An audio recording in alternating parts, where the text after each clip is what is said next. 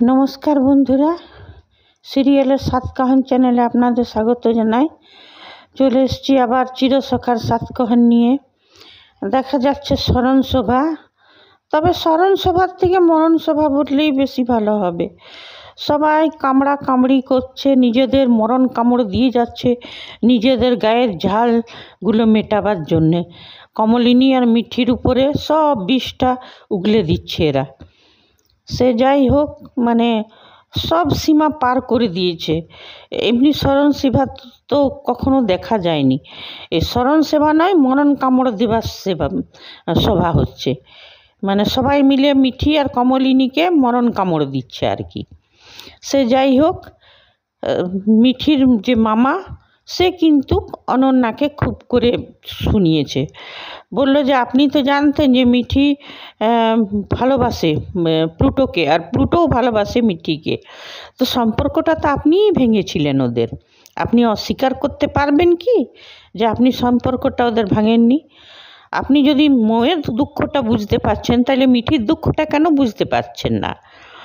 মানে আপনি শোকাগ্রস্ত মা, আপনাকে আমি এর বেশি কিছু বলতে চাই না, কিন্তু হ্যাঁ, বলতে গেলে আপনি এটা বলতে পারবেন কি যে প্লুটো মিঠিকে ভুলে গেছিল, চাই মিঠিও প্লুটোকে ভুলে গেছে। সে যাই হোক, নতুন বলল যে আমার বৌদি একদম মানে অসুস্থ আচরণ করছে, অসুস্থ হয়ে গেছে, আর যখন আমি বৌদির দেওর, তখন আমারই উচিত বৌদিকে সুস্থ করার। নিয়ে অবশেষে চিঠিটা উন্মোচন করা হলো। প্লুটো তো চিঠিতে লিখেই গেছিল যে আমার মৃত্যুর জন্য মিঠিকে দায়ী করো না, আর তুমি মা জিততে চেয়েছিলে, ঠিক আছে তুমি এই জিতো, আমি এই হেরে নিয়ে চলে যাচ্ছি দুনিয়া থেকে। তবে হ্যাঁ, যাবার আগে আমি মিঠিকে জীবনের সব থেকে দামি কথা, সব থেকে সত্যি কথাটা বলেছি। মিঠি রিয়াক্ট করেছে, স্বাভাবিক, সেটাই স্বাভাবিক, কিন্তু দেখো আজকে মিঠি খুব কাঁদবে, তোমার ভেতরে অনেক বিষ, এইসব কথা। এখন দেখা যাক এর পরের নেক্সট এপিসোডগুলোতে দেখব যে এতে সবারই চোখ খুলে কিনা, বিশেষ করে অনন্যা অনুতপ্ত হয় কিনা, নিজেকে শোধরায় কিনা, এগুলো দেখতে হবে। আর রশনি মৌ, এদের রিয়াকশানটা কি হবে? এরা তো আজ সব জেনেই গেল। লাস্টে প্লুটো এটাই দেখলো যে তোমার অনেক বিষ, বাবাকে নিয়ে তুমি সুখী হতে পারতে। হ্যাঁ, আমি যদি কাউকেই সব থেকে বেশি সম্মান করি, সে হচ্ছে কমলিনী আন্টি। ওদের নতুন কাকু কমলিনী আন্টিকে তুমি অ্যাটাক করো সব সময়, ওদেরকে অ্যাটাক করো না, ওরা খুব ভদ্র, ওরা মানে দুনিয়ার সঙ্গে মানিয়ে চলতে জানে। তোমার বিষগুলো একটু কম করার চেষ্টা করো, এটাই বললো। সবারই সামনে তো অনন্যার পর্দা ফাঁস হয়ে গেল। এইবারে অনন্যা কাঁদতে লাগলো খুব, সব চলে গেল স্মরণসভা থেকে। নতুন যে নিজের বৌদি যখন সামলাতেই হবে সামলালো। তবে হ্যাঁ, এরপরে দেখা যাবে যে অনন্যা নিজেকে কতটা শোধরাতে পেরেছে না, অমনিই আছে। আর এই যে বর্ষা, বুবলাই, এদের তো শোধরাবার নয়, চন্দ্র রক্ত আছে। সে যাই হোক, আর রশনি আর মৌ যে কতটা শুধরালো সেটাও দেখবার আগে যে দেখবো আগেকার এপিসোডগুলোতে। তারপরে দেখা যাচ্ছে খাবার টেবিলে সব বসে আছে, ওইখানেও সেই সব নোংরা কথা।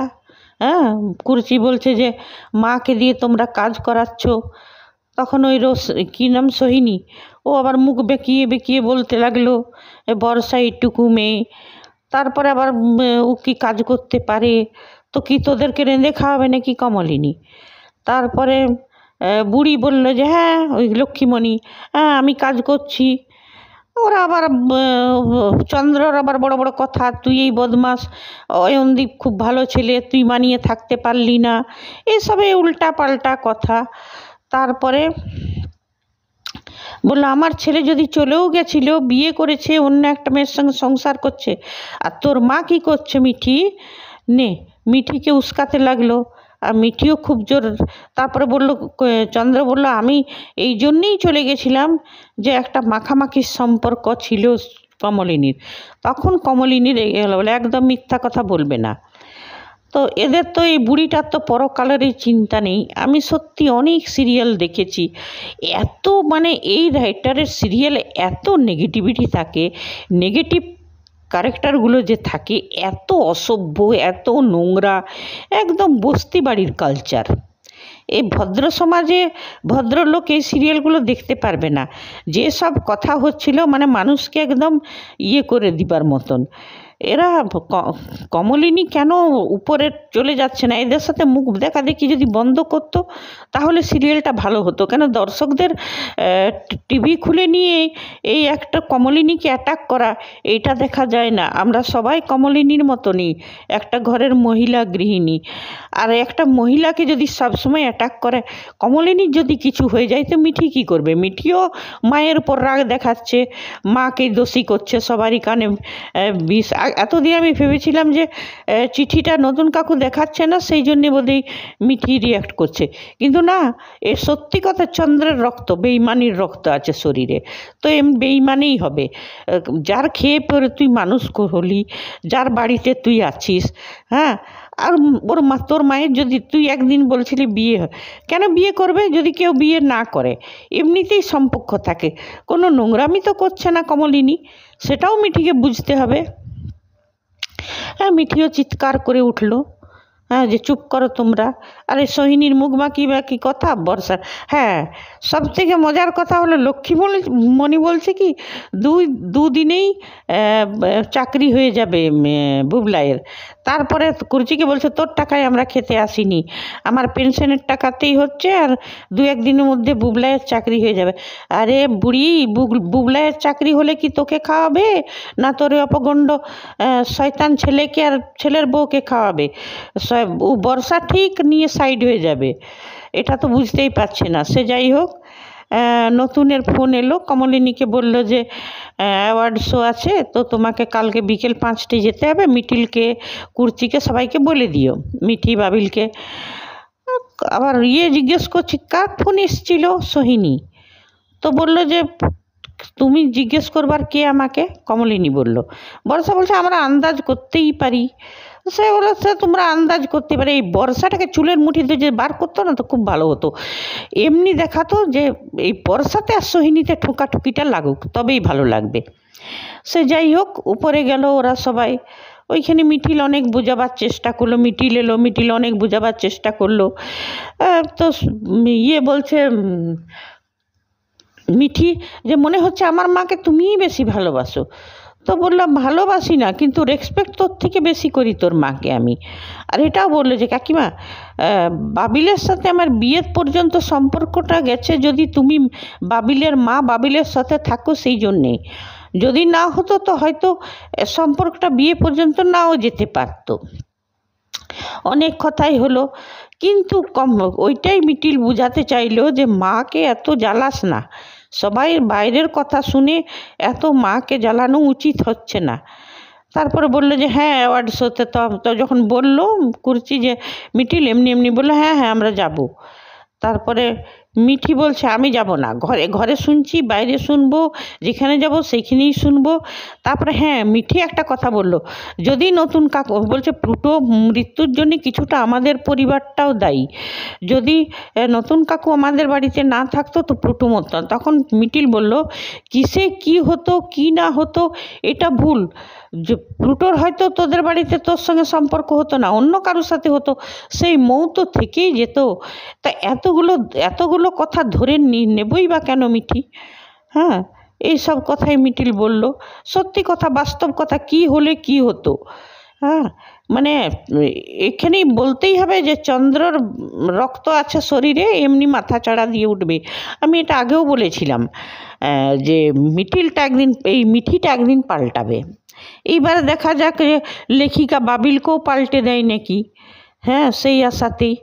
এ তো হলো সিরিয়ালের কথা। এইবারে আমি বলছি যে মেকার্সদের এটা বোঝা উচিত যে রোজ রোজ টিভি খুলে এই কলতলার ঝগড়া বস্তির ঝগড়া দেখা একদম মানে দুর্বিষহ হয়ে যাচ্ছে। দর্শকরা আর দেখতেই চাইছে না।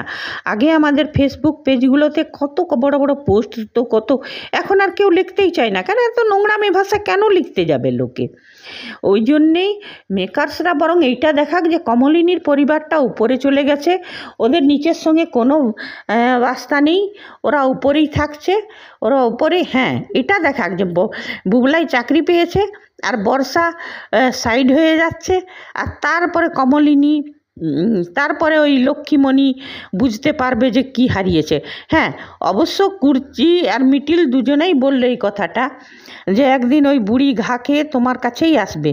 আর কমলিনীও রেগে ওদেরকে অভিশাপ দিল যে একদিন আমার কাছে তোমাদেরকে সবাইকে ক্ষমা চাইতে হবে। তো সেইটাই যেমন দেখাক যে বর্ষার আর সোহিনীতে ঠোকাঠুকি লাগছে, বর্ষার আর সোহিনীর মানে বদমাশিটা বেড়েই যাচ্ছে। বর্ষা তো এবারে কোনো কাজ করবে না, স্বামীর চাকরি হয়ে গেছে, আর বুড়িও হয়তো অসুস্থ হয়ে যাবে, এমন দেখাক যে লক্ষ্মীমণি অসুস্থ হয়ে গেছে। এইবারে এদের নিজেদের মধ্যে ঠোকাঠুকি লাগছে, দর্শকরা এটাই উপভোগ করবে। কমলিনীকে অ্যাটাক করিয়ে নিজের মেয়েদের হাত থেকে লেখিকা যদি ভাবে যে কমলিনীকে কখনো বাইরের লোকের কাছে, কখনো নিজের বাপের বাড়ির লোকের কাছে, কখনো নিজের ছেলে মেয়ের কাছে কমলিনীকে অপমান করিয়ে সিরিয়ালের টিআরপি বাড়িয়ে নেবে, তো ভুল কথা। সিরিয়ালের টিআরপি তখনই বাড়বে যখন বর্ষা সোহিনী নিজেদের মধ্যে ঝগড়া হবে, বর্ষার স্বরূপটা সবাই বুঝতে পারবে, এমনকি রোশনি মৌ বুঝতে পারবে বর্ষা কী জিনিস, তখনই মজাটা হবে। আর যখন লক্ষ্মীমণি বুড়ি পস্তাবে যে কমলিনীর সঙ্গে যে ব্যবহারটা করেছে সেই জন্য, তবেই সিরিয়ালটার কিছু ভালো হবে। ঠিক আছে বন্ধুরা, আজ এতটাই। কালকে আবার চলে আসবো আগামী এক এপিসোডের সাতকাহন নিয়ে। বন্ধুরা, ভোলে বাবা পার করেগা সিরিয়াল আসছে মধুমিতা সরকার আর নীল ভট্টাচার্যের। আপনারা কে কে যদি ভিডিও দেখতে উৎসুক আছেন, উৎসাহিত আছেন, তো কমেন্ট করে জানাবেন, আমি সেই অনুসারে ভিডিও দেব। আর আমার বলার সাথে যদি সহমত থাকেন, অসহমত থাকেন, তাও কমেন্ট করবেন, লাইক করবেন, সাবস্ক্রাইব